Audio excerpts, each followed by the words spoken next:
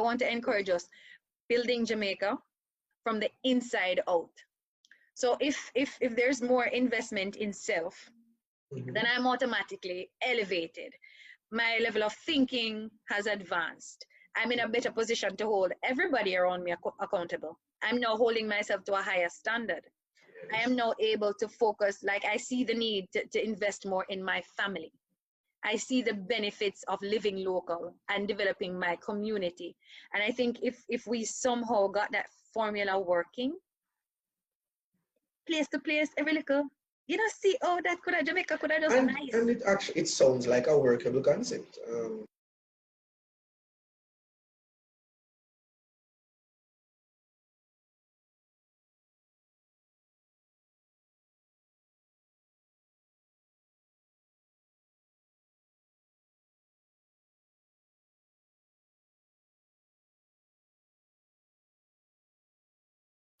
Thank you for your time, Javan, and for agreeing to join me in today's discussion around community development.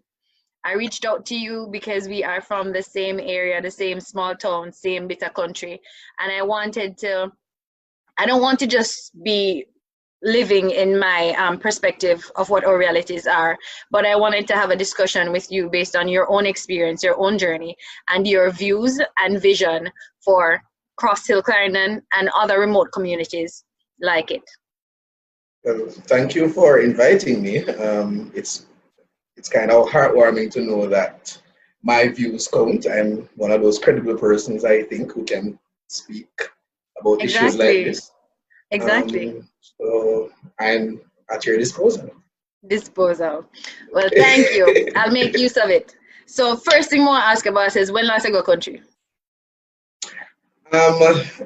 I say it's at risk of losing my birthright, but I have not been to country since about January. I passed through a few times, but I've not been there since January. Sadly, just coming out of the Christmas rush. Then you know, it's Corona. August, right? You're like Christmas rush. Yeah. Then Corona, and based on work and what Corona did to me and work, I just have not gone. And being out there every day, kind of possibly exposed, I wouldn't want to take that home to mommy. So. Okay. So what do you do for a living? I am currently a security manager. I am the corporate security manager at the Urban Development Corporation. Security is my bread and butter. I guess it's all I know, apart from partying. Like a good enough balance. Yeah. Yeah. That's my mainstay. That's my 9 to 5. I dabble in a few other things, but that's what's on paper. Okay. So you are gainfully employed in a full-time capacity? Yes. Okay. Do you live in Kingston? Where do you live outside of Clarendon? Where exactly do you live? I live outside of Clarendon. I live in St. Andrew. Okay. So I wanted to be clear on where you're currently living and the fact that you are employed. And now if you could just take me through, in a summarized way, your journey through education, like to higher education, and what exactly led you outside of your community. All right. So I guess my story and everything is tied into one. I am from Crofts Hill, Clarendon. That's where I went to school, from basic school to primary school. I went to the Ruby Mitchell Basic School and then Crofts Hill. Yes, it molded me. And then Crofts Hill, it was then Crofts Hill All Age and renamed to Crofts Hill Primary and Junior High. I left Crofts Hill in 2000. I started St. Jago High, did 5 years there. It was all my intention to go to Cuba and study engineering, but that never worked out, and I ended up switching. Exactly where you're meant to be? Well, possibly. I ended up switching from St. Jago, and I completed my high school education at Clarendon College, where I did 6th form.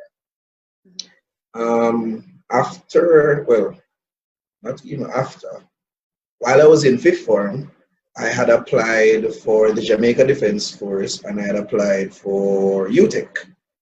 I early in 2006, I believe. Yes.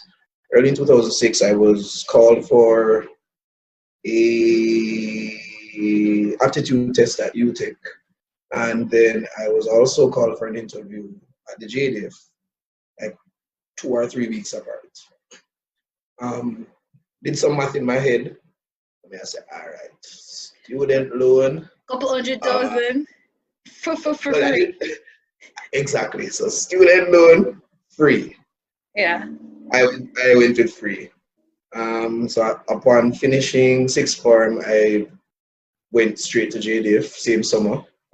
Same summer. And my education since then has been either military or security based. I didn't do an undergrad like most people would. I got military-based certifications, military-based education, and then after that, it's been security-type certifications, and that's it. And I learn from the school of life every day. Okay. When did you finish your military-based academic training? It was ongoing. So the last. Think of it in terms of like a qualifying, when you officially became ready for the world. I might have to explain how military education works and training. Educate me. So I was accepted as a commissioned officer, and that process requires you to do part of your training in Jamaica and part of your training at an overseas military institute. Who is a commissioned officer versus what's standard? And then, so you have enlisted soldiers and commissioned officers.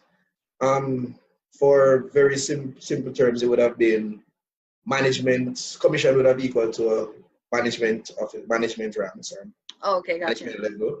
And enlisted is more of line staff and junior management, up to junior management. Okay. So you're going as top people? No, I'm starting ladder somewhere in the middle. So I'm call you big boss? Yeah, so I went to the US to do my commissioning course. And I was commissioned at the US Army Infantry School in Georgia. That's a diploma course.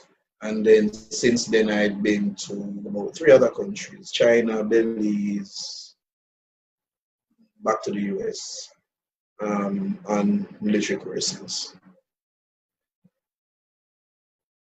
So you're hardly Jamaican? I am Jamaican. I'm very much Jamaican. No, I ask about your academic training and you're like, Ruby Mitchell, Diego, CC, end of. Anywho, I'm going off topic. So what I really wanted to gauge is the years between when you were ready for the world, so at the end of your training, and what your next steps were. I'm trying to determine, when you were done training, did you go back to Crofts Hill is what I'm asking. Well, I guess it could be said that I never left. When I was done training, done that period of restriction, that not having any time for yourself, I would be in Crofts Hill every weekend or every opportunity. There were nights that I had work the following day, but I wanted to sleep in my own bed in Crofts Hill, and I went home. At the risk of coming to work late, but yeah, I did it. I knew from the day I left Crofts Hill, I believe it was something like the 27th of August, 2007. That's the day I left for training. Yeah, it was a Tuesday morning. Mommy ball like baby. She must ball. So from that first day when I left, I had actually made a promise to myself that no matter what I do, I would not change the core of who I am and where I come, and I would not forget where I came from. Right through training, I was told that, you're going to become one of them guys that were hype and this and that, but that I don't think that's a part of me. So having completed training, having started to earn a salary, have freedom of movement, I really enjoyed spending time back in my own community. And it felt good because I felt like I was somewhat of a role model or somebody who could have said, hey, there is more to life, not that there is more to life than just being here, but there's more to life than just sitting here. Yeah. And I try to be that example of, hey, you don't have to be here all the time, but come back and do whatever good you can, whenever you can. So I'd say from day one, I knew that even if I got something out there in the world, it would have to be something that would be shared for me and my community. Sounds good. So on that note, what would you say tell me the top 2 opportunities that exist for men your age, as in, you know what I mean, counterparts. When you were in high school, what would have been the top 2 opportunities for young men? Going back to when you were in high school, what would have been the top 2 opportunities for young women? For young women, young men? I'm asking both. You went to a co-ed school. Oh, okay. Okay, so let me take a pause. Turning back to Clarendon College, you did 2 years of sixth form at Clarendon College. When you're about to exit those doors, what would you say in your estimation, what were the top 2 opportunities that existed for young men to progress from that point forward? Oh. And 0 is okay. I take a different outlook, and I look at everything differently. So probably my response won't be the crowd favorite, but I definitely thought there was an opportunity for everybody who wanted it or could afford it to get higher education. There was vocational training that was always available. For those, oh gosh, I probably can't narrate to 2. So I saw higher education, vocational training, and I also saw the opportunity to serve in an armed force. That was like probably the most open. Okay, for young men. For young men, I would think at the time, higher education favored younger women by virtue of mindset and mindset and attitude. I think guys take a longer time to find themselves, and somewhere in between understanding that they're not necessarily anywhere and actually finding themselves, sometimes they tend to make some mistakes. It happens to girls too, but I think it happens to boys more. Drastically. Yeah. Like the worst case for a young woman is really pregnancy, right? Again, I look at things differently. It's not the worst case. It can be her eye opener. It can be the slap in the back of her head and say, hey, you need to wise up. No, I mean, speaking loosely. So it's like today, what I see is that the worst case for a young man is him turn gunman and him dead. The worst case for a young woman is more likely she becomes pregnant and has fewer opportunities. Well, in that sense, yes, I can understand. From that perspective. Okay.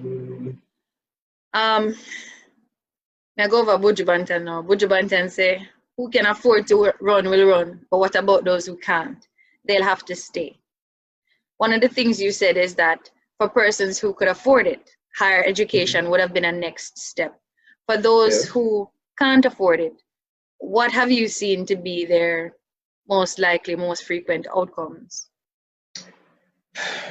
I might have to split that group into 2. Thank you. For those who could not afford it but still wanted better, they looked at the options that were in front of them now, the limited options. For those who could not afford it but it didn't really matter to them, maybe they were well off, maybe they had family who would take care of them, they just kept on living. And those are the ones who would seem not too stressed about not getting a further education or getting a job. Always comfortable, always relaxed. Not always comfortable, always anything. Relaxed. That totally gets me. Like when I go country, when we go country, it's always like, it's weird because I feel connected in some respects and I feel entirely disconnected in certain respects. Because I'm like, you seem very comfortable, you know? But then it's like when you start having conversations with people one way, you realize they're not really that comfortable, but what's the model? Well, that's it. And the other part is some of them, I think, some people are really comfortable because it probably comes back down to the ability to venture out. There are some people, sad as it may be, have never seen beyond a certain geographical space or a certain social space. So them really don't know nothing more. And sadly, people are crossing Naga instead, Naga Mapen. no, and that is a reality for a lot of communities across Jamaica. And sadly, the people who go out there get exposed to the knowledge or get exposed to different social settings don't always share their experiences, don't always encourage other people to try and experience something new, or even worse, they try to share it in a way that other people can't understand or are belittling. Okay. Or they try to share it in an ineffective manner. Yeah. So it's better them never they try it. I find that like we all seem to be motivated by different things. I think I have a lot of strong opinions about where I'm from and the challenges that face people, and some of them conflict. Like some of them just don't come together at all. What? Nothing wrong with that. Exactly. Conflicting thoughts at times is proof that your brain is working or you are learning. The theories are growing, the knowledge base that you have is growing. So what information you had yesterday to allow you to form an opinion, something might change today, and then I say, oh, well, I took this position yesterday, I might have to pull it back today. Yeah. I might have to alter. Just life. It's just a matter of being responsible with how you put your opinions out there. Yeah. And if something changes, being man or woman enough to say, hey, this was my position before based on X, but it has changed, and no, these are my views.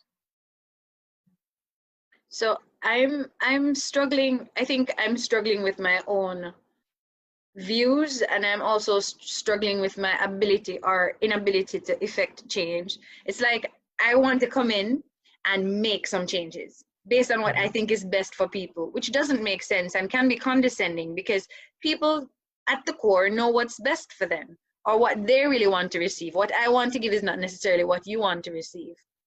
But at the same time, sometimes people just don't know what them don't know. And having left the community, having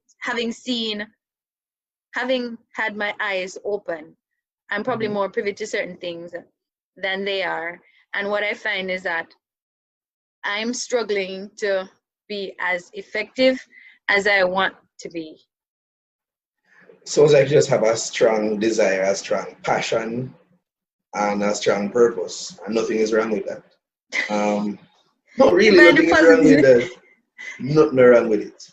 The thing is like, we probably can, well, I don't want to say biblical, but be biblical with it and say the preaching was happening 2,000 years ago, and the preacher would have said, hey, who wants to hear what I'm saying? He didn't fight to impose it on anyone. I'm trying to be politically correct, religious. So here's one of the things I want us to talk about. I think that, and you can tell me what your experience was. I think for me, growing up, like a sure sign of success was moving away. So it was back in the day. Because I made that up. A sure sign of success was moving away. So either you're getting bright and go school and go town, or you're fighting game come true and you go foreign. Nobody cares what happens when you reach a foreign. Them just want to see you reach a foreign, and that in itself is success. You have people who actually move from country, go live in a ghetto, because ghetto they at home.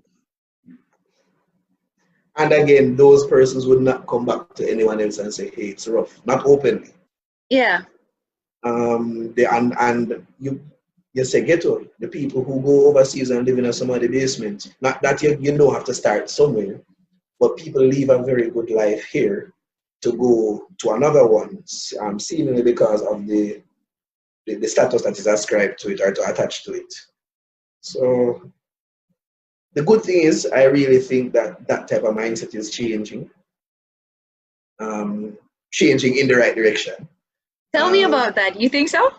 I think so. I would have seen now that a lot of people realize that, again, they don't necessarily have the means to leave the area. Mm-hmm. So they start looking at what they can do from the area. And with that, you see a lot of business initiatives. Some of them physical products, some of them services. And you see where people are actually trying to take that to the global marketplace. Yes, your service area may be small, but your viewership can be wider because in the last 2 or 3 months from the community, I've seen at least 100 new social media pages across different platforms where people are saying, hey, I do hair. Hey, I do nails. I have a farm. You can get fresh fruits from me. I'll deliver it. Stuff like that. I offer document services. I offer photography. I do homework or tutoring. So things are changing in the right way. Probably not as fast as me and you would want to see it, but we have to acknowledge positive change when we see it. I'm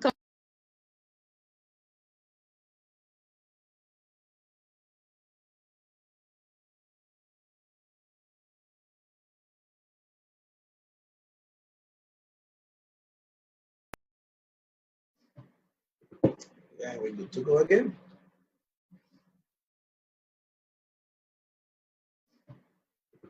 Yeah, we're good to go again.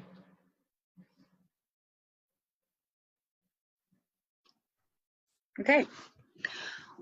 What would you, okay, so you just mentioned some areas of industry or a rekindled sense of industry that you've observed, and that's great news. Best news I've heard all day.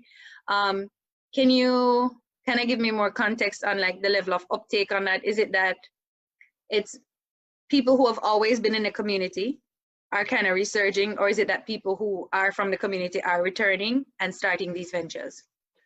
I think it's more of a research. It would have been persons in the community who were already doing what they're doing for the most part, and they are realizing the benefits of actually putting yourself out there. So that's great news. Yeah. Some of them, and as I said, every positive move is a good move. Some of them, it's through being self-taught or doing their own research, some through mimicking. Some of them is just, they just had an idea and they went with it and Ran they pushed with them along and they push them along the right path. Whichever way, I don't have a problem. Because as I said, it's a chance for the community to blossom, for the people of the community to blossom, and who knows, we might have some multinational coming out of this somewhere down the line. Somebody having a good idea. Yeah, that's super positive. I want to clap for that. Would you say that people in Crofts Hill, in and around Crofts Hill, enjoy a higher standard of living compared to the average person who's moved outside of the community and is now living in Kingston, for example? That question there. It's an interesting question.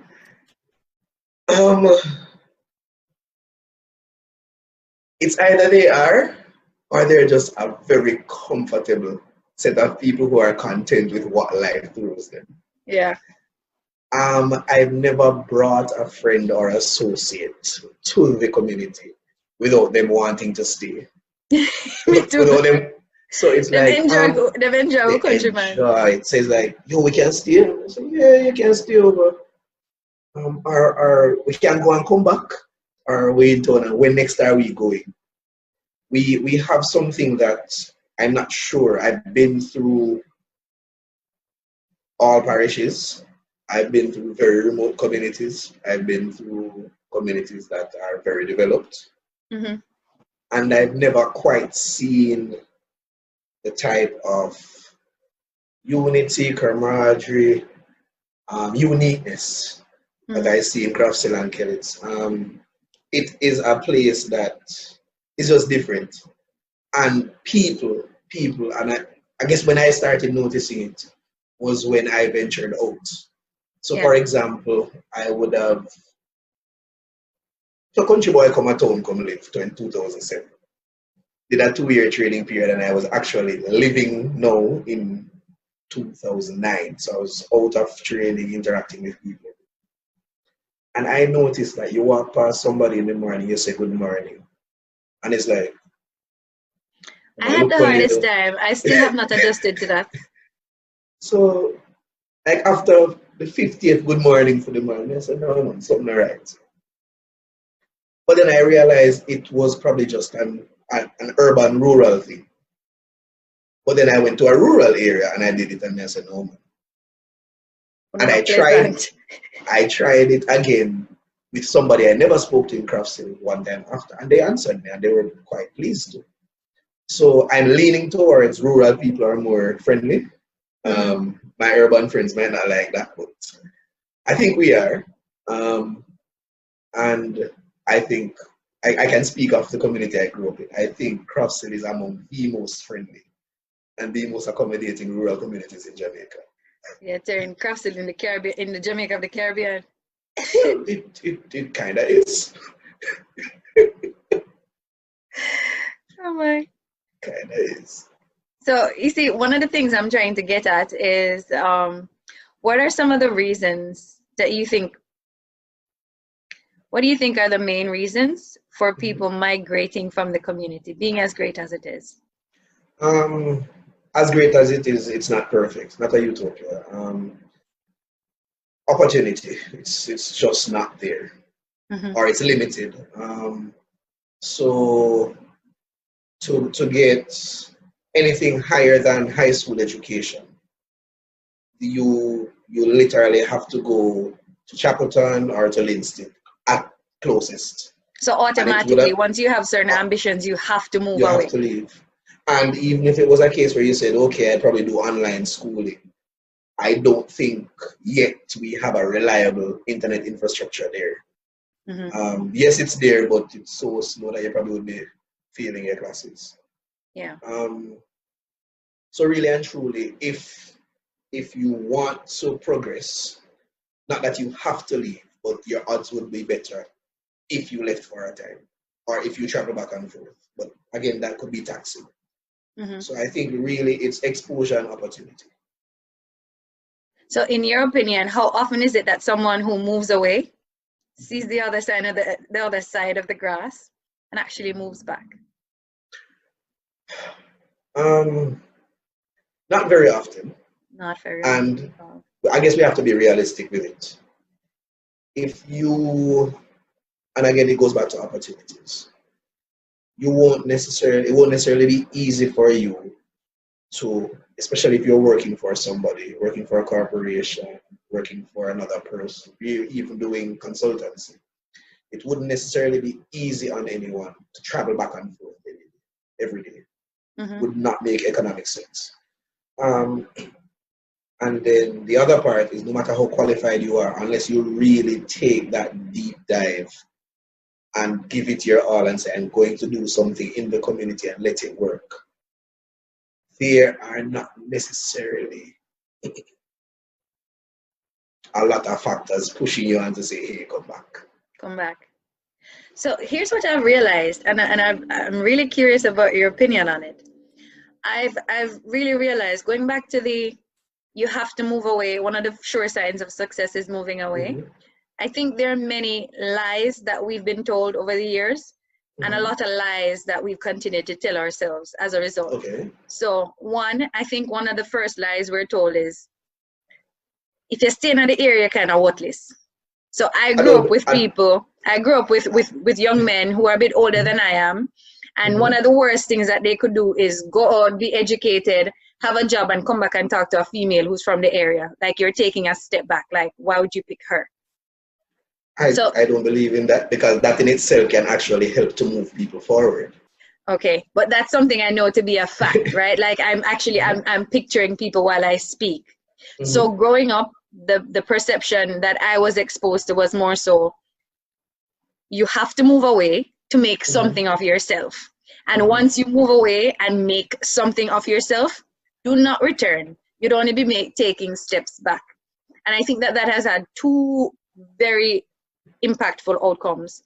One, you kind of end up with just whoever is staying behind is not necessarily among the most productive, not necessarily the smartest, if you're thinking along that line of intellect, not necessarily the smartest, and not necessarily the most productive. So I can call that brain drain. So one impact that has on the community is brain drain. On the flip side, I've seen where people have been so pressured once they've left, they've been so pressured to stay outside of the community that they stay outside under the most dire and failing of circumstances. So like I would have mentioned before, I know people from country who go live a ghetto, them go town, want a better life, the life no work out as they had planned, but them end up a ghetto, probably end up with a gunman. Just saying, not the most favorable outcome, but on some level success because you have moved away. All right, so no, I think I wanted to finish. So I've seen also, may I have two more scenarios. I've seen also where someone would have experienced higher education, like university, a bachelor's degree, a master's degree, everything. But they have struggled to get a job that is at the par, at their academic level, or based on their own expertise. And they've struggled just to stay in Kingston, or they've successfully obtained a job, but the cost of living in Kingston is so expensive that they would have been better off staying in a smaller community and still doing something similar or even comparable. They'd get to keep more cash in their pocket than choosing to live outside of the community. Going back to another unfavorable outcome is that same group of people who move away. Like I know people who move away and now live no kind of life. You talk about basement, good one to the bus stop people them. One to the catch a somebody yard, catch a 5 different yard for the 7 days of the week people them. So you have people there foreign and a box run and a struggle, but them just can't go back at them yard. Because the worst thing they could do is go home. Is to go back. And I think that's because of the lies we've been told and lies that we've continued to tell ourselves. So it's interesting that you said the lies we've been told. I think a deliberate lie is worse than a lie you don't know based on your own ignorance. You're telling a lie when you don't know you're telling a lie. And so probably our great-grandparents would have seen this where every time somebody left, made an advancement with themselves and came back, it ended up in destruction. Yeah. So that's all they can like me too. They can't really explain it. They probably don't know the deep, dark details. So they say what they've seen. I can understand, but I always like to dig deep to understand where things are coming from. So that's one scenario. I don't necessarily believe that it's a backward step, it's not retrograde to come from your community and then so make something of yourself and then come back to choose a bride, choose a husband, set up a business, whatever. What I can say is don't come back and choose the worst one. And again, it might have been a case where back in the day, all of the good ones left. Yeah. But we have to learn as we go. We have to find our own identities. And this brings you to the other one. You go out there in search of something good, you don't find it, but you're not man enough or woman enough to come back and say, hey, never working. Go back to the drawing board, but while I'm drawing, right here, I continue to stay. Some people cannot do that. So they would rather live a lie. And the back in the day, it would have been them rent a car, come a country, go on like them have it, go on like everything good until somebody come pop them secrets.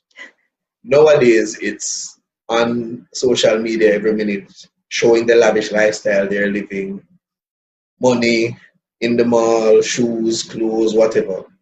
But them rent you and them can't pay it, or them actually never notice. Yeah. So it's I don't agree with everything at face value. I have to see the proof of some things for myself. So, and again, another point I must say, there is definitely no shame in leaving your community in search of better. And you're happy now and Garrison somewhere. Nothing wrong with it. Garrison is somewhere too. It's somewhere What, too. Our lives what, matter. what I don't like is the fact that that is your reality and you're ashamed to talk about it. Yeah. Because for me, coming from the country, interacting with persons, a lot of country people, because I'm a full of country people, and the business world is full of Clarendon country. people. Yes, like probably 70%. Yeah, my Uh, county people. It's a thing. It's a thing. the problem I had was when some people wanted to kind of shame you based on where you're from. I was not exposed to certain things growing up. I was exposed to a lot, but I was still not exposed to some things. And I don't remember what it was about. I needed to take a bus one day. Only bus we know is that 21 from Spanish Town to Crofts Road. You know that bus there. Spanish Town to Crofts Road, man. You know that bus there, man. Yeah. That's the only bus number I know. Yeah. And so I wanted to go somewhere. I never had a car yet. And I said, all right, I'm going to take a bus or I'm going to take a taxi. And then it's like a maths class with it. Because I say, you take the 6 go this and you go this upon 22 and jump up. Right, carry the 1, multiply by. That now work. So then the next thing was, all right, don't take no bus. But over that taxi stand there and you're going to ask for it. That's a big man. Country me come from. Yeah. I don't know where I'm going. Yeah. And somebody look at me like, oh, you feel know that? I say, I'm from the country. Yeah. I never take taxi or bus at all. Explain to me. No JU and TC down there. So the thing is, a lot of people are ashamed to do things like that. A lot of people are ashamed to say they don't understand. And because of that, we it's like teaching a lesson. You would have been exposed to education, and one of the things that you do is our educational training. One of the things you have to do is confirm that what you're teaching has been understood. Yeah. You have people who will come out of the class, and because the difference between teaching and learning. Because they feel ashamed that they're going to ask a question and somebody's going to laugh at them. They don't ask the question. Having taught adults myself, tell them, say, hey, we're going, like literally I said, who is the slowest person in here? Mm-hmm. And there's always that guy that said, boss, well, I'm not bright enough. I said, all right, we're going to work at his your speed. pace. Mm-hmm. And they say, anybody who don't get it when him get it, and he might slowest man in it. And I realized that worked. But again, because of pride, we're afraid to ask, which hinders our advancement. And some people, when they are sharing knowledge, they are belittling, they're condescending. And so that alone, that as well, lets some people shy away from it. And development can be slowed down, as simple as it may seem, by just that type of reality. Yeah. See, I'm listening to you, and I agree with your reasoning, but I wouldn't agree that it's a popular reasoning, because I think that shame comes from somewhere, that fear of being open and honest comes from somewhere. And I think that is one of the things I want to tackle. Like, I haven't figured out how to do it. I just know that I need to tackle mindset. Mm-hmm. So this thing where people feel ashamed of their circumstances, you ought not to. Because if I go back to the lies that we're told, and go back to my teacher training, mm-hmm. one of the most eye-opening lessons I had was on the topic of multiple intelligences. Now, we don't grow up acknowledging multiple intelligences. We grow up as bright and dunce. And bright means you can pass your maths, your English, your science, right? Mm-hmm. And dunce mean you can't. You can't, yeah. And that we need to unteach that. We need to stop teaching that, and we need for it to be unlearned, right? Totally agree. So people look at Usain Bolt and wonder, like, he's this amazing person, and now he actually has the money to back it, right? So he's super talented, and he's made an entire living out of it, and we appreciate him, and we value him. And I think we're now coming to appreciate that skill, that type of an intelligence, as intelligence. But there are more to it. A musician is intelligent. A carpenter in your district, super talented, super intelligent. Just hearing you say that, it brings me back to grade 9. I was in 3rd form, and I never did so hard on the maths. No, if you want to confuse me, calculate something. So math wasn't my thing. I was doing biophysics and chemistry. I was failing all 3. So that is the year when you're supposed to be starting to choose your subjects. Yeah. And there no way. And then puberty, you see the girl, them, me just confused. And I said to myself, you know what? Jago, now go work. And I said to my mother, Mom, no, I'm going to I can do electrical installation, I can do electronics, I can do agri. And we said, what? No. I said, but skills are gold. Nothing can do a skill. He said, no, you're going to finish St. Jago. Mm-hmm. And as you said that a while ago, I remember that, and I think that was the lie that was told to her and was being transferred to me. Yeah. I really am better at practical things. I can do academic stuff. I don't like it. Yeah. So, like the other day, lately I've been watching a lot of Nollywood movies, and I like this whole Africanness has overcome me. But they have this saying that like your child is either a lawyer, a doctor, or a disgrace. So it would be so amazing to see where that lie actually came from. It maybe traveled from the seas of Africa. You're either a lawyer, a doctor, or a disgrace. And we need to stop telling this to our children. We need to stop believing that. It might have been a part of our colonial heritage as well. Yes. Yes. But I think what I really want to reinforce is having had our eyes open, having seen success in so many realms, we need to, I want to hear people saying it all the time. Like being proud of your carpenter, Yeah. Being proud of the big chef in your area. But think about it. If you go to any recognized furniture or appliance store in Jamaica. Yes. I don't want to call nobody name. But when you go to them place and you can't pay your bed one time because you have to take it out and pay little and make sure you do your payments or they're coming back for it. Mm-hmm. The carpenter in your area could have built that bed for 10 times stronger. For probably 20, 35 grand less. Mm-hmm. And I look at it and I'm saying, why don't people acknowledge this? Mindset. And the lies we're told, the lies we tell ourselves. Mm-hmm. Because first of all, we want name brand things. And sometimes they're no good. They're not good. How can it just like Roy? I make bed like Roy. So you're not getting a third of that quality when you go to these name brand stores. True. But we buy into these notions of name brand. And it's a matter of well, the lies. It comes back to the lies. It is how it's packaged, how it's delivered, and it is targeted. Believe me, it is targeted. Because somebody having seen you and analyzed you quickly would not come to you with a specific type of argument or line of argument. Yeah. And somebody who comes to me with a specific line of argument because it's so funny. I get approached by the weirdest type of people. Apparently, they look fool. And when they come, no, I'm not afraid to say it. When they come here, like, imposing, sometimes condescending, and they're like, because I'm not supposed to understand. I'll tell you, I have a style of shorts and slippers, t-shirt. So if you see me outside of work, you're probably not think. No. That's not like money man something though. No, when we say shorts and slippers, I mean not Clark slippers or nothing uptown. Draw slippers you buy in the market.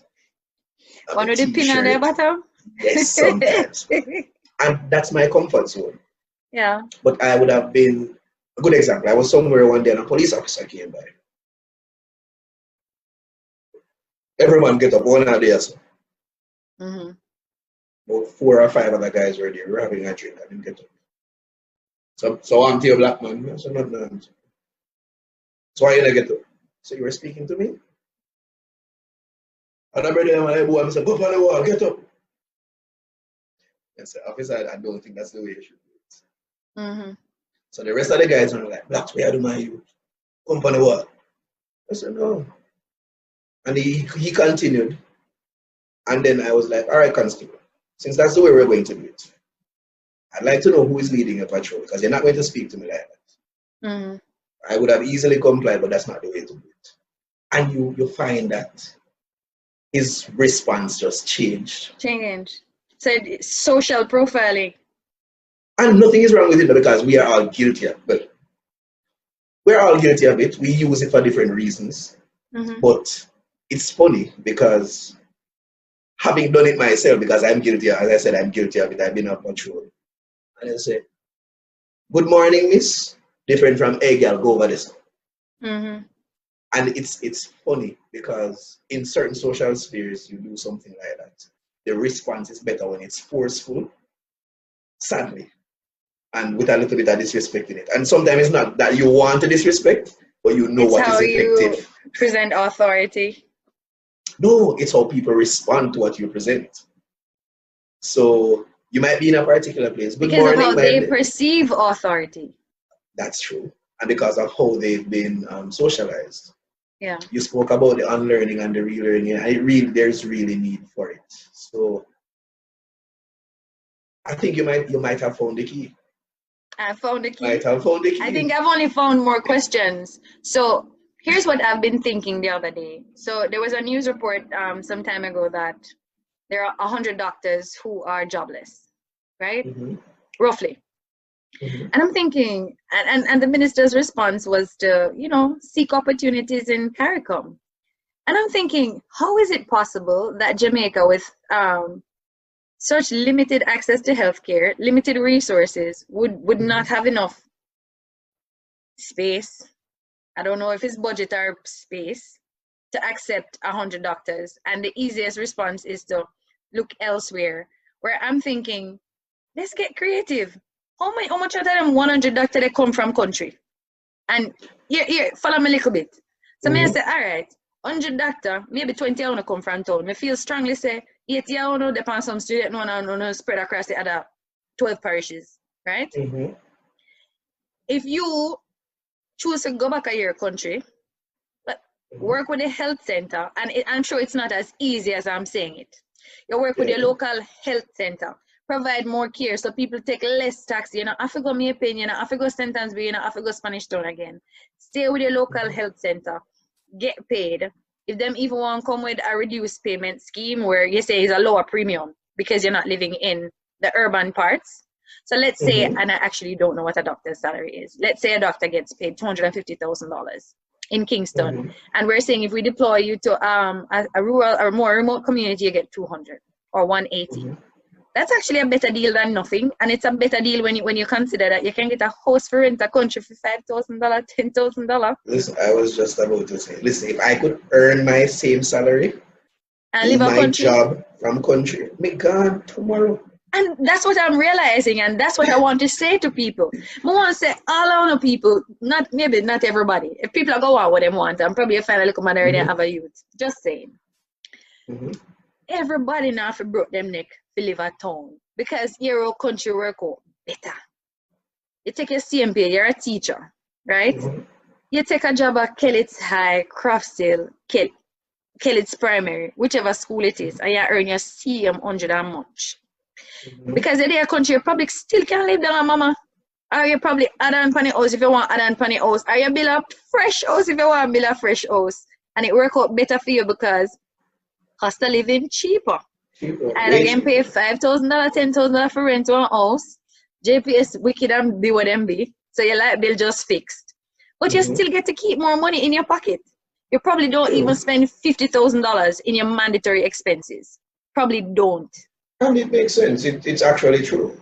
Yeah. I've thought of it, and a lot of times I thought about how could I work from the country. From country. So here's what I'm thinking now. So if this person who earns $150,000 is the scenario I'm creating, you earn $150,000.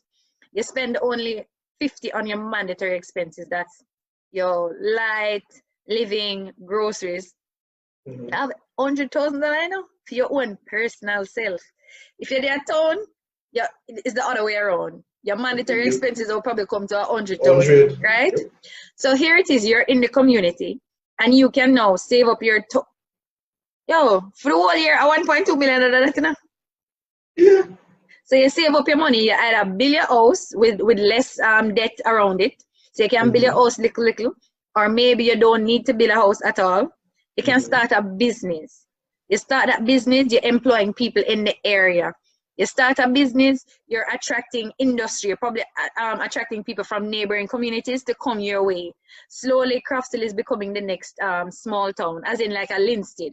You know, you don't have to travel all the way anymore. So now it's actually costing everybody less, because I don't need to go as far, pay how much taxi and bus to go to what I need to get, because now it's closer to me. And what you'll find is that industry attracts industry. So we have business booming. A one man say one business go up, then the people say, okay, you open that, maybe I open a store that can supply you something or complement some service of yours. Exactly. Right? And then your banks pick up on that, because banks do their research as to where to put their next ATM, open their next branch, open the next, I don't know, whatever sort type of business it is. Then before you know it, there's just industry all around, all around. The hospital will come, not overnight. It will come. This is the way I see it. I just think that these things attract more growth. Growth attracts more growth. Like wealth attracts wealth, that kind of a way. I just feel like if we started toying more with the idea, finding comfort and seeing the logic, the numbers, I can't give you the numbers, but I'll find somebody, right? Started to really consider the benefits of staying home, everybody wins, because the people who were left behind will start to appreciate, they'll start to benefit from a higher standard of living. Because if Javan is staying in Crofts Hill and Jessica is staying in Crofts Hill and Kevin is staying in Crofts Hill, and we're going to insist on internet based on the nature of our work. So flow have to go up them game. And then the kids benefit from that. So they can do their online learning and more research, you know? And we just all get to keep more. So instead of living outside of the community and spending more, we're staying in the community, we're spending less, and we're actually contributing to so much more. And you're contributing because, again, instead of going to the supermarket and buying a best dressed chicken or a CB, you go and buy a chicken from someone. Exactly. Yes. You go buy your fresh vegetables from somebody in the market or straight from somebody's field. You're going to do your hair at the local hairdresser. It's not going to charge you an arm and a leg. You get your nails done for nothing. At comparable standard. So there is merit to it, and as you said, if the power, oh Lord, I hate using this term because I hate feeling like I fall into that category, but if the power brokers are there, the standard has to increase, because you're not going to be out of no bad plan 5 days a week. One is maybe there's some bad plan before I come at airport for come foreign, but yeah. No, and it has to improve, because again, the things like representation, I believe that if a lot of persons knew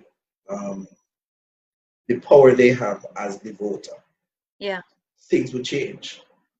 I tend not to go down that road in any form of discussion, but I think having given somebody that amount of power, they should understand the responsibility that comes with it. Yeah. But I think the first thing, like you said, is we don't truly realize our power as voters. So, you know, here's what I'm thinking. So several weeks ago, I started saying, we need to start having the conversations that count. You know, like here, easy if it trend, easy if it be trendy with here. Somebody do something hot and then everybody start do it. It's easy if Albrace is a trend. Like, it's easy for these cosmetic things to trend. I'm trying to figure out, how do we get higher thinking, elevated conversations to trend? Because I truly believe that if somehow the message got away, it got out that it's okay for you live a country and live good life. You live a better life than trying to move out all the time. Good life, their country. Country don't equal, don't come out to nothing. You know? I think if we started, I'm just trying to figure out, how do we get that message out there? Because that is not a lie. The other things we're holding on to are bigger lies, I believe. Yeah, but can I tell you, growing up in the country, as you said that, it brought me in mind of where could I get such an audience if I wanted to transmit that message.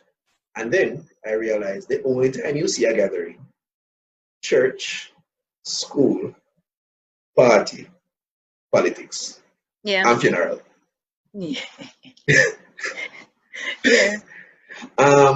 But it is some of these same people who gather at all of these places religiously who need the knowledge most. Yeah. What I've noticed, and I noticed it at the onset of COVID and when it started impacting Jamaica, was that the most important discussions that are happening in Jamaica happen in a way that the average man can't partake. And that is something I think we need to fix. The big word thing, need to do it all the while. I think, and it might sound crazy, while debates in the house, lower house, upper house, are to be had at a particular standard, the common man who is watching it should be able to understand what the people who he voted in are doing on his behalf. If it's even a case where they're going to break it down and have a separate program to say, this is it, or if they're going to mandate the local government representatives or SDC or somebody to go through the communities and have those community talks.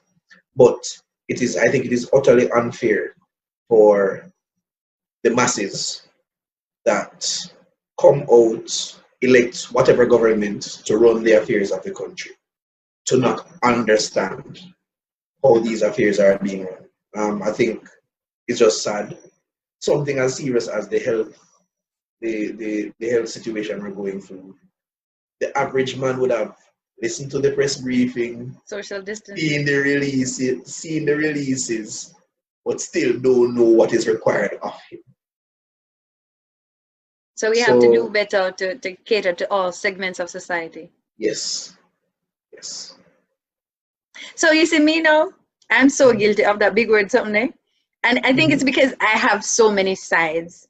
Like once I go into a particular mindset, or tap into a certain part of me, there's just a way that I am. And so I'm trying to work on that. No, I'm listen, guilty of that's that. fine. I'm trying to work on that. That's fine. It's a sense of purpose and a sense of place. When you go certain places, you just, like, it makes no sense you go into a wholesaler. Excuse me. You're not like that. I used to do that. I used to do that. I used to go into a wholesaler and say, excuse me. Okay, until you realize you not get through. No. So just the same way, it might not necessarily mean the man who needs to know is going to buy a newspaper or is going to watch the budget debate. It might simply mean somebody has to sit with him in his comfort zone and explain. And sometimes it's not explaining the specific, but it's explaining the principle. And what I've learned, I've seen over time, even the man who never received formal education or the woman who never went past grade 6, any concept you give them and you break it down, once they grasp that, they will apply it where it needs to be applied. So I'm going back to class now, I put up my finger. So going back to the conversations that count. Another thing I've realized is we have very few conversations. We have very few exchanges.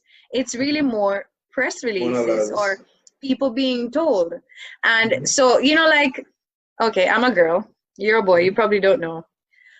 On these Hallmark movies, they all have the same storyline. So there's always this small town and this town hall meeting. But what I've realized is, as a town, these people don't make certain decisions unless they come together and discuss the impact and the benefits. Yes. Overall impact. What are the wins? What are the risks? They do that. We don't do that. You just get up every day and you're born into whatever circumstances. So whatever somebody says goes. And there's no kind of exchange as to what my family needs, what my community needs, because we don't all need the same things. So even to say urban, rural, all rural areas do not need the same things. Like I spent all my learning from Mr. to Basic School, Kellett's Primary, Edwin Allen. I have strictly country school, me go is what I'm saying. And when I look back at every stage of higher education, I appreciated more and more the quality education that I got. I feel like I go to my best school them, not tell no lie. So my opinion, I have no prep school money I save up. I feel like I go to some of the best school them. another country area may not have the same experience. Some of them have more water in them pipe than we do. So this thing of generalizing people's needs is not the best way. I think we need to start having the conversations that count with all stakeholders. Well, and I think the person who is a stakeholder gets called to the table. The when least? when somebody acknowledges them as such. So we need to know, inherently we need to know that I count.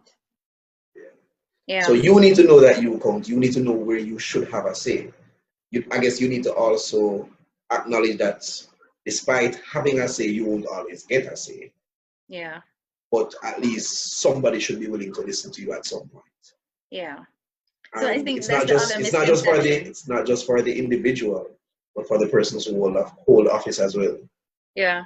They have a responsibility to listen. So you know what I was envisioning, or this dream of mine, I dream a lot. You know, that elections will get to a point where, well, let me backtrack. I think there's an anatomy to the Jamaican politician.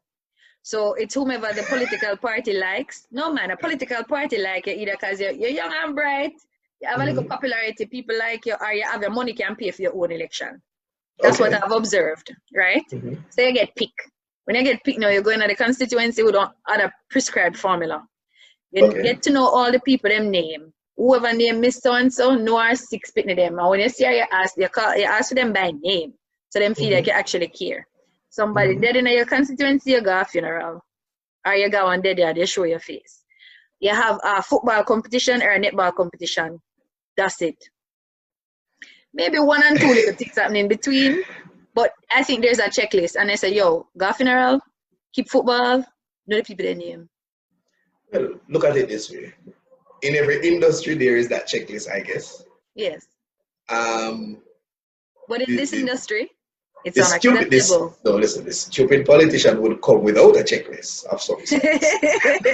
So I can't blame anybody for being prepared.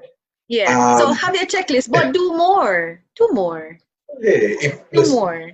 If it costs, hold on. If it costs you, for example, I'm going to throw you a curveball. If it costs you, if you can get a quality bread for $10, yeah. But then you see one where you don't have to spend $15, but it's over there. Yeah. But you're sure you can get a bread for 10. Would you spend all your 15 or would you spend your 10? Enough time to spend over the price. Cause I like good things, quality over quantity. But I see all the $10 bread I get bought, right? Yeah. So here's my thing though, as it relates to a political appointment, there are 2 key players. So it's not just him. It's not just the person spending.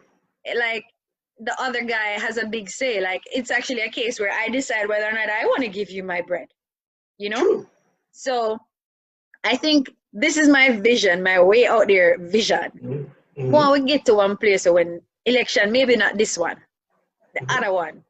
When an MP stop at your bar and he want to come with no, little jovial foolishness, how it's so and so, blah, blah, blah. You say, yeah, them alright, but, say 3 years now, we don't have no water. Or 3 months now, we don't have no water. Or the basic school need this. Or the health center doesn't have a doctor coming to visit. Or just elevate the conversation, them and just shock him on his spot. And when he go next bar, they might ask you something good, they might ask you work for him son and ask why don't a center close? And that is a part of accountability.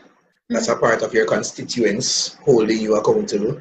That's a part of your checks and balances to know that you can't go into the constituents or into the area with any foolishness. But what you tend to find is, and it's a sad part of our political infrastructure, is that it's the persons who are not aligned to you who will ask those questions, especially openly. So it's almost a case of accountability is an opposition to, which is something we need to let go of. So what I'm hearing is accountability does exist. It does exist, often comes from the opposition. Opposition, yeah. So what I would want to encourage is opposition on all sides. Accountability. Accountability on all accountability, sides. not opposition so much as accountability. Holding you to a higher standard. I want that to become commonplace. I believe in that, but the other thing is the man who doesn't know the standard or doesn't know that he can hold you to the standard is the same man who has that right to vote. And I don't believe, if this may So be we have to tell unpopular the people again, them. so I think there should be voter education before the We man have to is tell the people qualified, them. before the man is qualified to make that, not even X, because them say line, they just need to intersect at some point. That's how bad it is. The lines just need to intersect. That's the person who overall decides the future of this island. Yeah. And then, if it should be a case where governments change, the visions go out the window in Die most with them. cases with them. And sometimes there are such good ideas that don't live to see the next administration. Yeah. So So I you think, see, because of all those gaps in governance, I think that is what has especially motivated me to be in the place where I am now, where I want to encourage community redevelopment. I want to encourage us building Jamaica from the inside out.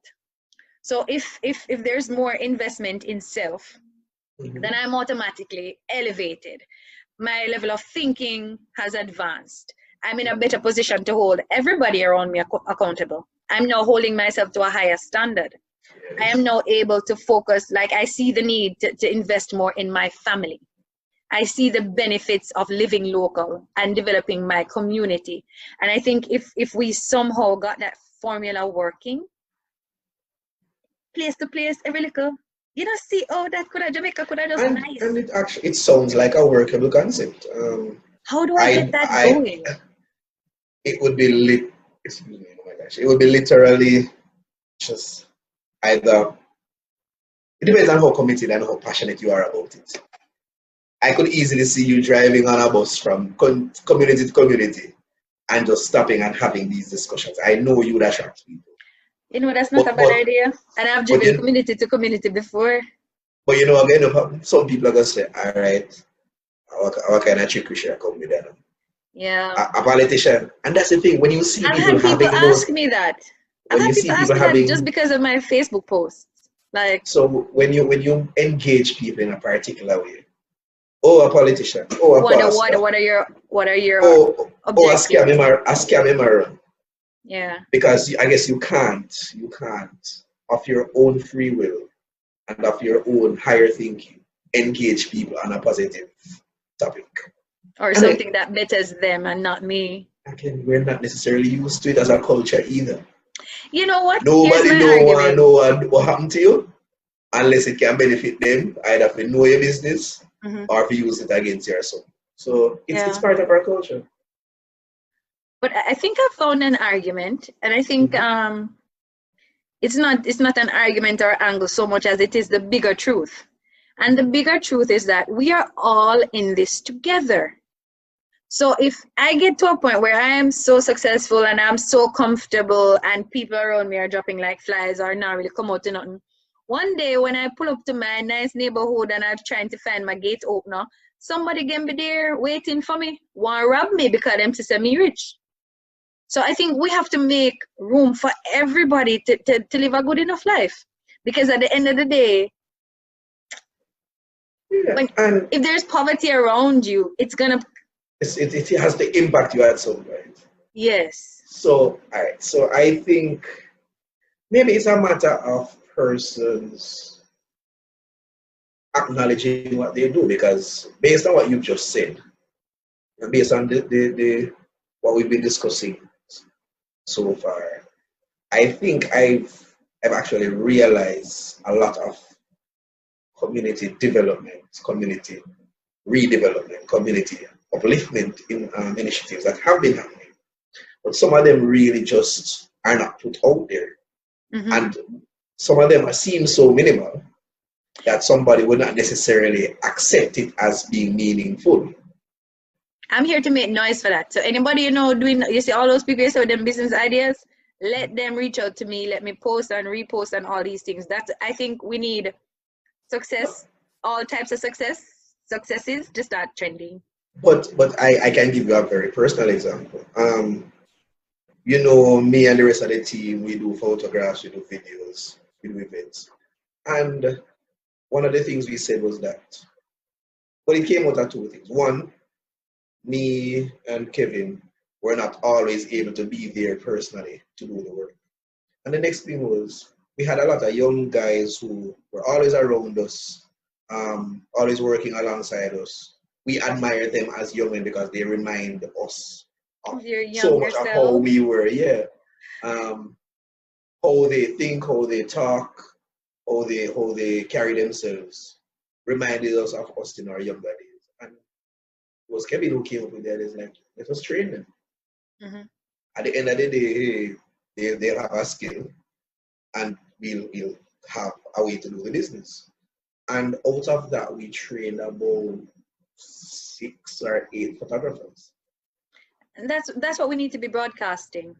And then again, and I'm actually seeing now where the branch off has happened, because one of the guys actually started out on his own venture after that. And he's doing so very well. So it's like I never realized it. So and I don't want to say they don't have the opportunity to get out. And it's not that they don't have other opportunities, because all of them have something else.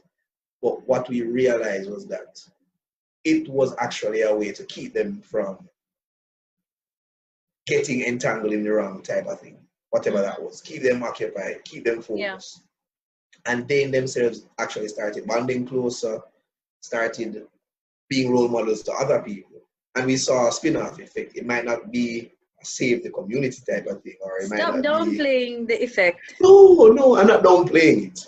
It might not be something that you. What I'm saying is, I'm not going to look to moon. It might not be something that you see right now, but somewhere down the line, that little intervention, I think, would have a very positive impact. Yes. And I've seen a lot of other persons. I won't only speak about me. I've seen a lot of other persons who have done things. So somebody would have said, hey, you're here every day, I'll give you this bar to operate. And somebody made something of themselves. I've seen farming that has been taking off. In a rural community, young men going into farming is great. So I think what you're pushing for is happening. We need to identify it more, put it on a big screen somewhere. Amplify it so people know it's okay, it's good.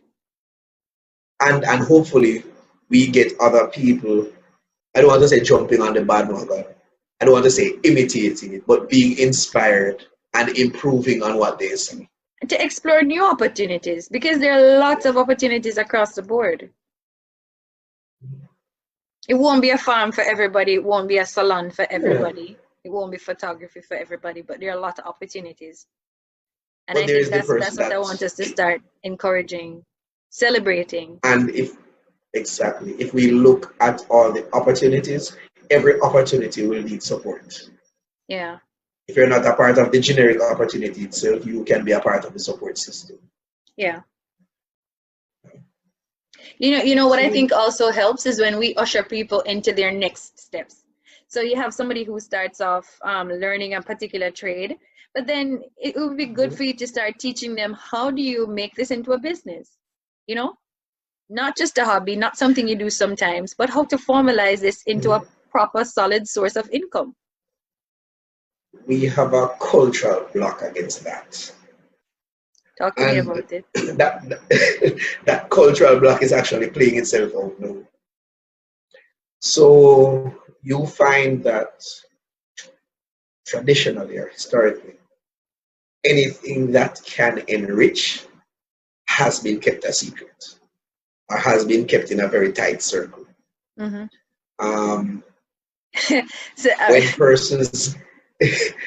persons get to a place where they understand enough of it to actually enrich or improve themselves, they again start that cycle over again, and they hold it tight in their chest. So what you find is that when you see somebody saying, hey, I can assist you with this, I know how this works, and I can educate you further, that genuine person wants to share their knowledge. Somebody again is like, what they want to. Yeah. What kind of use them I try to look for use. And again, for good reason in some respect, because persons have been exploited. But the flip side to it is I've been seeing a lot lately, a lot of, oh, do you want to earn money? Oh, do you want to do this? Not those I'm saying, scheme things. Traditionally, we are not so the if I legit walked up to you, right? You're familiar with me. If I walked up to a young man in the community and I said, you're good at that thing, you know that you can start a business, da da da da. How well do you think that would be received coming from me? I think it's how you deliver it. It's in the delivery. You might have to, some person, you might have to say to them, hey, that might be a good idea. I saw something similar, or something similar in concept, but of equal or lesser quality. And I think what you have is worth more. You can look into it. There are some people that you might have to say that to them and leave them. Leave them there. Yes. There are some people you say that to them and you guide them along the path and you tell them what to look for. If they come for the guidance. So kind of open them eyes, leave it there, and if them come for the guidance. Or you can give them a roadmap from that instance and say, you'll have to look out for A, B, C, D. If they want to come back to you to consult afterwards, then hey, by all means. And they are the people who have something that is so good, you cannot leave them. You say, hey, this is worthwhile. This needs to go somewhere. You hold them and you drag them. Yeah. But again, you have to be able to do that analysis to know what category that person falls in, because some persons you try to help them and they see it as exploitation. Some of them, they just don't understand. Some people are good at conceptualizing but not good at growing. Follow through. Yeah.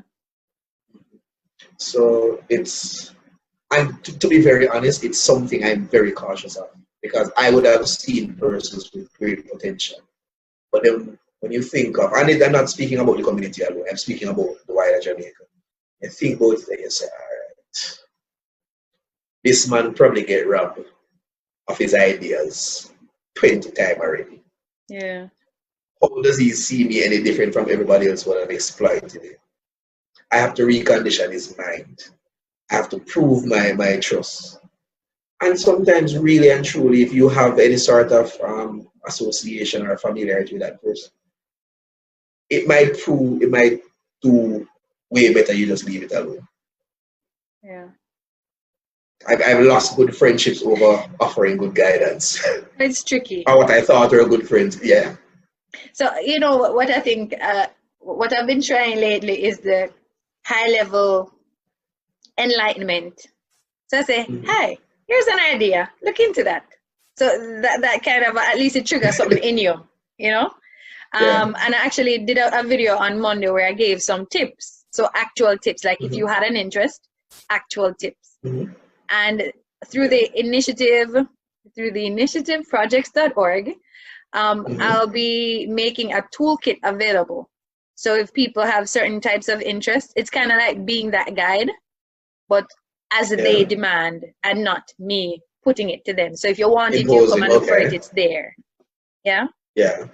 Yeah. So that's good. And I think I'll have to stick to that blend. No, hey, don't stick to one blend. Diversity. Diversify my portfolio.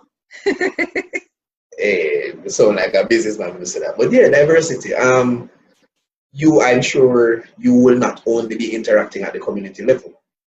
So you still would have to tie everything in to somewhere strategic or a strategic scope so that you can get the multi-level buy-in.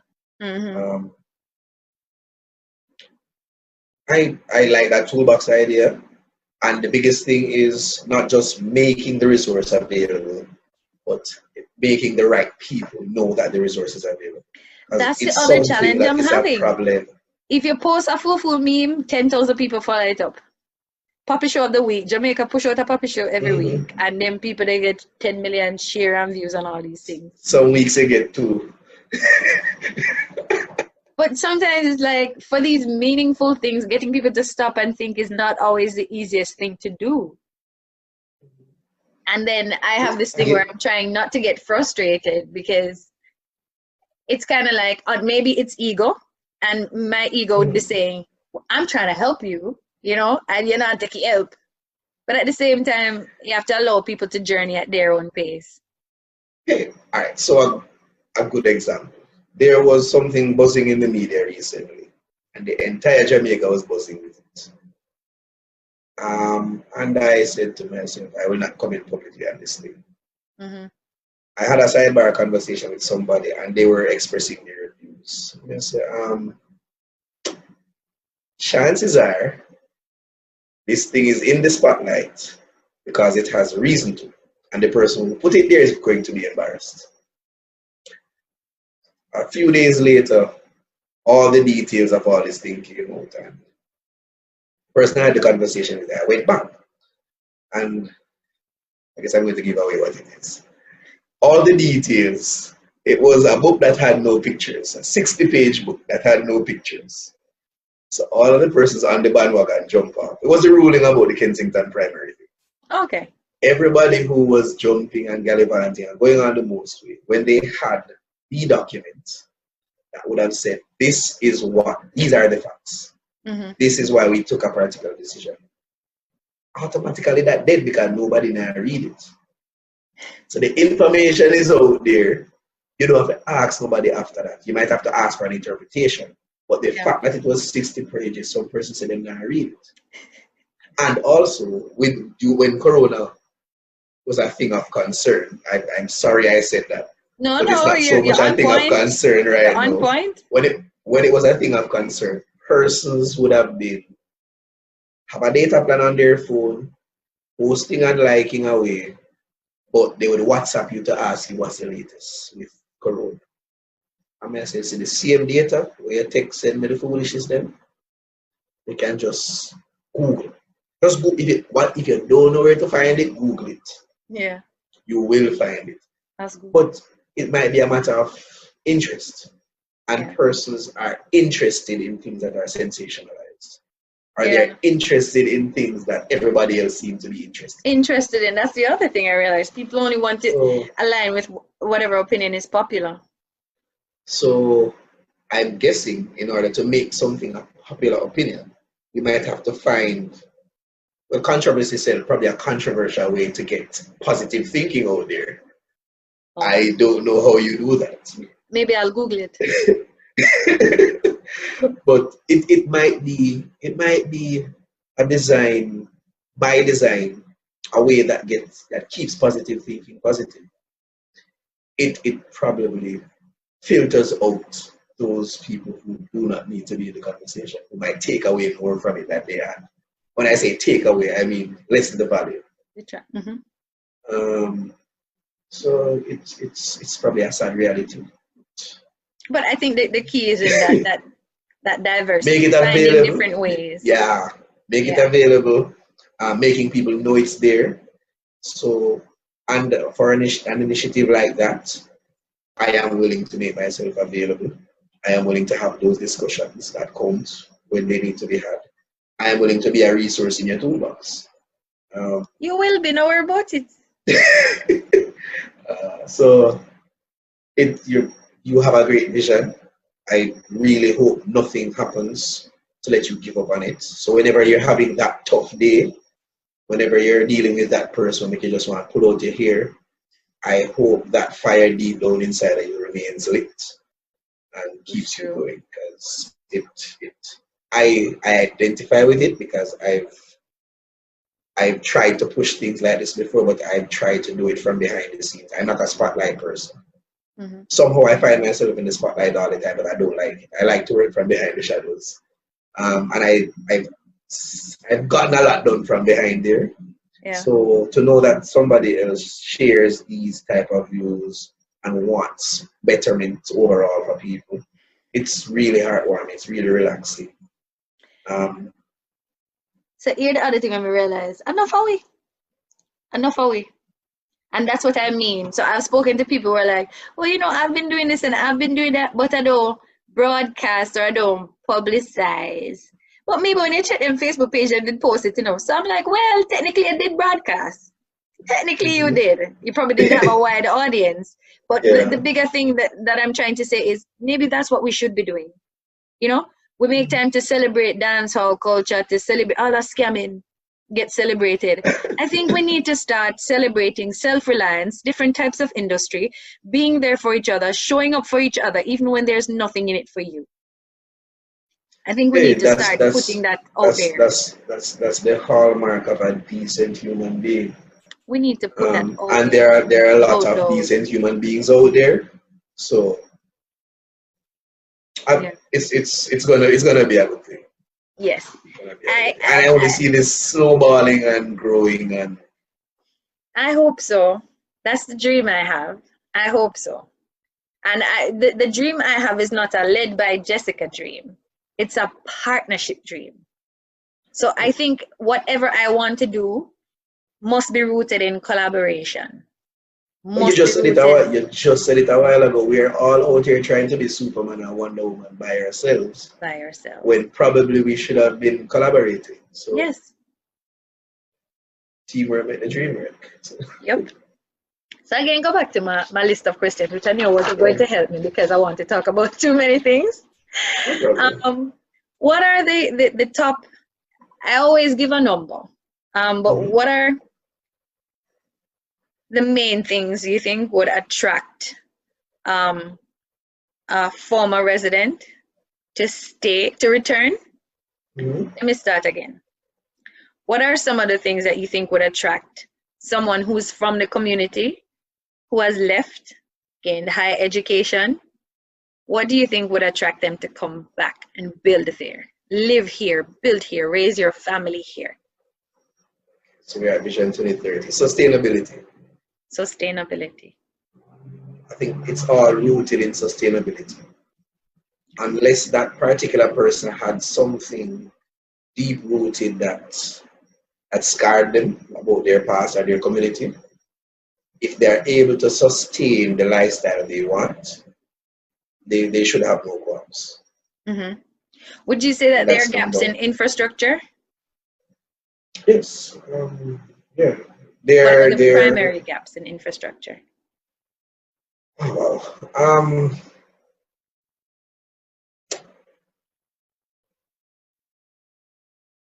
Let me give you some. Water, road, access to healthcare. If me can take sick and it have to take me hour plus reach a Spanish Town hospital, me not risk it. Me never live less than 10 minutes. In my adult life, never live less than 10 minutes away from hospital. And road was right up there for me, water was right up there for me. I think I was trying to put them in an order of priority. But yeah, those three things, and then I guess those are the necessities. I think having a good road, having running water, having good healthcare is a necessity of life. And then after that, now it's the comforts. Ready access to certain resources. There are things that are necessity, no. Internet a necessity, no. Educational necessity, professional necessity, business necessity. There are things that we grew up that we thought were luxuries that are now necessities. So yeah. Sustainable and stable electricity, water, food. We do not have food security anywhere in Jamaica, but it's more pronounced in the country. We will have a crop of something now. That is the most shocking news I've gotten all year. Beat COVID. No, hey, you have 3 or 4 wholesales in the community. But what is their capacity to maintain operations for a month if they don't get any stock whatsoever? But is that a rural risk or a national risk? National. It's a rural risk because the turnover is slower in rural areas. Which means more food don't get split up. We have and we can plant can. Then can't plant no Hey. yam up a cherry garden. Well, I saw somebody planting yam in the hill the other day. So, and that's what's funny. People are turning to backyard gardens, and they have these nice, sophisticated gardens in the urban areas, in the residential areas. Planter boxes, growing vegetables, and all of that. But the man with the real soil, with all the natural nutrients, that we Still did. all spanning. Or not all. And Okay. then you find that we can produce so much, but if it don't sell off when we go to market this Saturday, money mash Yeah. up because we can't store it. Can't store it. So hats off to persons, for example, there is Mr. Williams in the community who does the bami. So he supports somebody who plants cassava. I believe he does honey as well. And when you spoke about it earlier, the linkage, thinking of if I produce this item, if I can't sell all of it, can somebody make juice from it? Mm-hmm. Can somebody use it in their restaurant? Can I supply a restaurant outside of the area? Can I preserve it? So it's those type of thinking that we need to have. Yeah. Can we have a cooperative and export it? But it should not go to waste. I don't believe good food, pig and dog, and go to eat it. Yeah. Because we can't find it to do it. And I think the biggest impediment to that thinking is just actual education. People don't know. People don't know. So we have to tell them, eh? Right. And Right. How the word education has been used is one of the things that probably holds us back, because enlightening somebody, giving somebody knowledge or information that they didn't have, that is education. It's not sitting in a classroom. And I think we are trapped in the. It's not we are going to trapped in the way Kensington of Primary. thinking. We are trapped in the thinking of, if you did not go to a formal school, You're not you are educated. less, and that's not true. Yeah. Because The lies we're told and the lies we tell. I sat at a bar the other day and we just talking, and somebody said to me, he's into, when you raise bees, you call it apiculture. What? Man raise bees. I don't know you. Man raise bees. I never got CC. I don't know that one. No, I think of something like that. I think of apiculture. I'm not sure, but man raise bees, long and short. And I heard from another conversation somewhere long ago that when you have bees, you have to ensure they have a good source of water. Because in part of their honey production, it's not just pollen, they need water as well. So you need to site your bee boxes close to a river, close to a stream, close to where they have blossoming plants. But I heard that if you site it anywhere close to a sewage pond, close to a pit latrine, water is water for bees. But it degrades the quality of your honey. I wanted to post a rich. But one of the guys was saying to me right then and there that, yeah, you have to be careful of light, ants, and frog as well. And it was an eye-opener for everybody sitting there. So if you go into rearing bees and a frog happen to catch your beeswax, dog just name your supper. Frog just name your bees. Red ants, frog just name your bees. Or red ants go in there and eat them out as well. You'll find an entire colony will migrate because of that. And I'm like, this is the thing I learned by sitting and having a rub. In a bar, yeah. So education happens. It's everywhere. And every day you learn something. Yeah. And I came across a statement last week. It says, each man you meet is your superior in some way. In some way. So when we stop feeling like we're better than people because, you know, you quiet yourself more and listen and learn from everybody. If we go through life day to day with that type of mindset, you'll be surprised at what we learn. Yeah. My thing is, if you go through an entire day and don't learn nothing, might as well you never wake up and just take the day off. Yeah, that's true. I would agree. All right. So like we've seen or we've discussed quite a few gaps as it relates to access to advancing opportunities, access to infrastructure. But all things considered, do you believe that the that the government has a role to play in getting us to where we need to be? Or no, obviously they have a role. What role do you think the government has in improving these things? It's funny you should ask, because I was thinking about it today. I think their role is, I spoke about sustainability. Don't start it and allow it to fall off. So if we have accepted that an initiative is needed, don't allow it to start with a bang, blaze like a bamboo fire and then just out. Sure. Don't allow a change of government to derail it.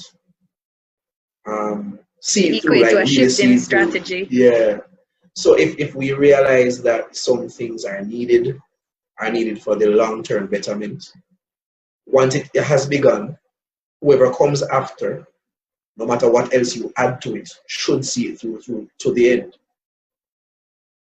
So it's ensuring continuity, ensuring sustainability, and ensuring that we educate all the stakeholders, not only on the benefits, but their responsibilities. Which takes me to my other question. What role do you think citizens have in improving our current standards of living? Citizen has a right to be informed, but the citizen needs to understand that their responsibility is that it is their right to be informed. It doesn't mean somebody will take that information to them. Sometimes you have to go there and seek it. Sitting like a log all day and expecting that everything good is going to come to you is unrealistic. So we need to arm ourselves with information. If you don't know, don't shame to ask somebody. There's always somebody who is willing to explain. Might not be easy to find, but if you search long enough, you will find it. Yeah. You know what I think too? I think we need to start using the resources that are at our disposal. So people use YouTube for music videos. You can use YouTube to learn a whole craft, multiple crafts. Yes. You know, Yes. like you can learn from YouTube. If you don't know, you can't spell a word, touch the little microphone, something there where they beside Google, and so I say, and it find the answer for you. Exactly. I've used YouTube on so many occasions to save money. Because I look at something and I say, no, I can't no tradesman to come do it. Most can do it. And I watch about 6 YouTube videos and like I said, I can't fail after all of this. And then I will literally YouTube most common fails. So you might educate yourself on failures, eh? Yeah, but that's the thing, you find that I think we have a lazy mentality as Jamaicans. Might sound harsh, but we think it is easier to ask somebody else as opposed to go and look for it. Yeah. The only benefit to that is that when you're transmitting, you know the power of word of mouth. So it's to show and prove the value of what you want to be transmitted. And you're sure whatever you put out there will get transmitted. Yeah. So I think self-reliance is missing to a large extent. That confidence in self, or even that accountability to say you have a responsibility in this outcome as well. If you don't get success, I don't like that word success. If you don't get a desirable outcome, you had a role in that. You know, there's stuff that the government should have done, could have done, and same for you. Stuff that you could have done, should have done. And if you don't do your part, you're enabling them to fail you. Don't it? I don't think the self-reliance is missing. I think it's probably misguided. Tell me about that.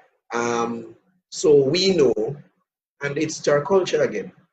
We not depend on nobody. We not make nobody happen to say over. We not make nobody take advantage of it. So we do it more towards pride. We don't necessarily do it towards development. So we are protecting our image or our emotion, ego, our feelings, ego. But we're not necessarily looking at if we protect at what cost our resources. It might be better if we protect our intellect, or if we advance our intellect, it might be better. The worst thing I can do is diss a man. But the worst thing can happen to a man is somebody diss him and he never knows that this him get this. Don't it? So, but that particular person is the proudest person you'll find. And that's why I said the self-reliance and the self-importance sometimes is misguided. It's for us to let people know what really matters and let them take pride in that. But you have the person that takes more pride in wearing a new shirt as opposed to seeing how they can open a shirt business. Yeah. So it's this conversation can be never ending because there's so many examples. That's true. All right. So I'm going to close now. Last two. What are the main things? It sounds ridiculous. If you had all power, ruler for a day, what are the biggest changes that you would make in your community? What are the biggest changes that you would make on a national level? Oh, I've never thought of that. But I would have to change along the lines of what I see the biggest problem is. The biggest problem is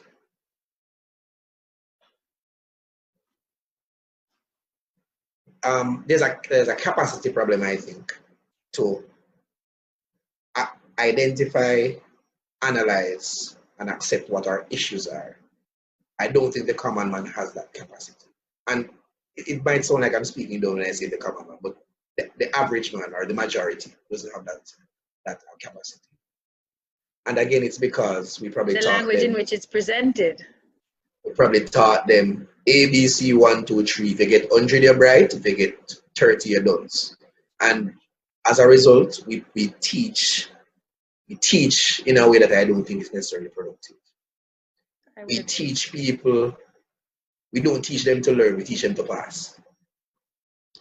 So the man who is very dunce, because you're bright and dunce at Jamaica, the dunce man, I got to figure out a way to go in and test with the answer them.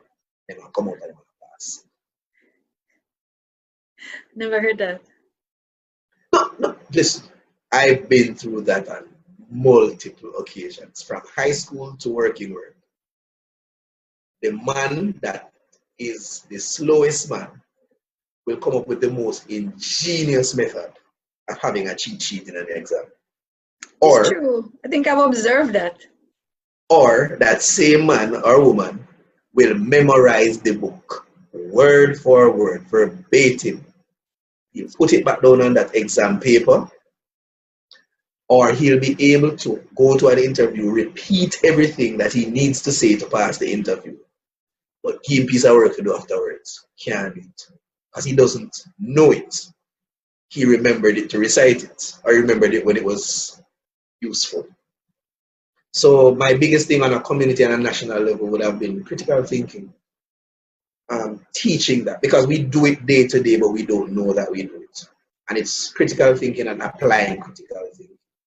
And how I know that it is very important, I will use an example.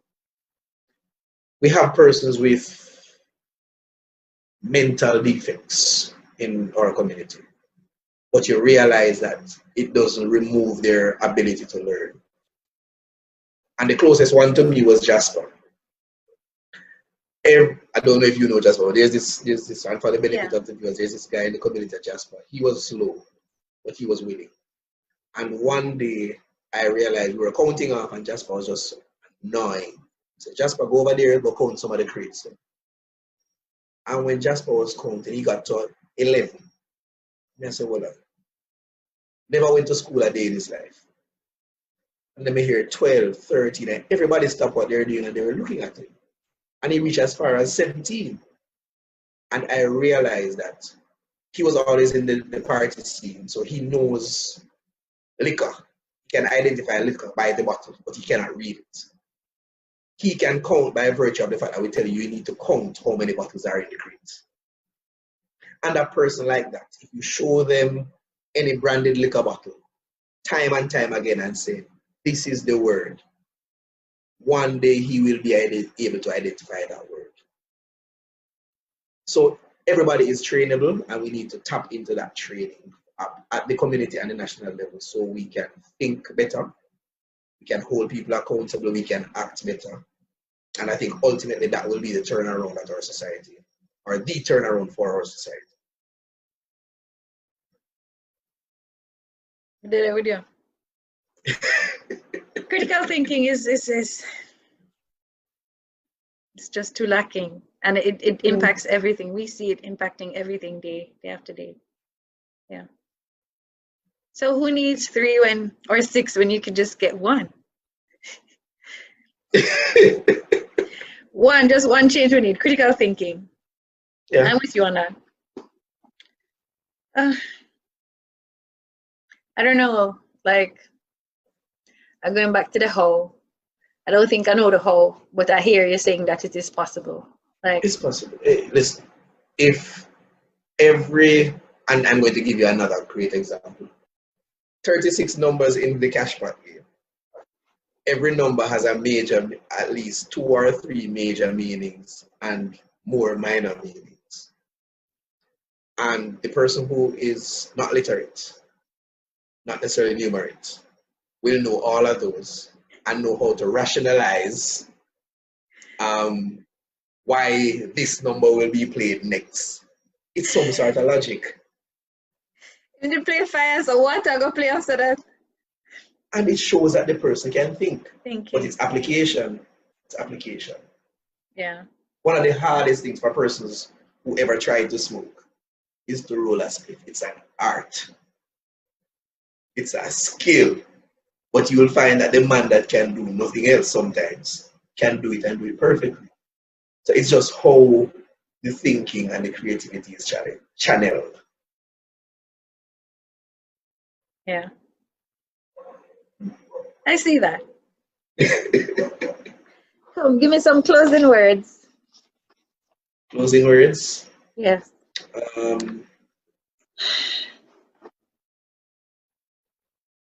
Not Mimi. I'm thinking I've never been asked to do closing words. I'm weird. I'm trying to do this thing without having figured out how exactly I want to do this thing, which is why I wanted it to be a conversation. Because I'm great at conversations, right? But if I wanted how about you make anybody, a commitment? No, I'm not gonna jump on my commitment. So I do. And you know why? Why? I am afraid to make commitments because I like to honor every commitment I make. Yes. I don't know what tomorrow brings. I don't know if situations will change. So I generally don't commit to anything unless I am like, yeah. I generally don't commit to anything unless I'm sure I can see it through. But if I were to make a commitment, if I were to give a parting shot, I would say to everybody, you are more impactful than you know. You are more of a, or you have the potential to be more of a positive impact than you know. It's just to find where you can be that positive impact and live it. So that would be the parting shot. The commitment, I commit to continuing to be a positive. If it's only to one person at a time or to one person each day, I'll commit to be a shining light somewhere. I don't want nothing more. You have to commit to partnering with me and the initiative projects.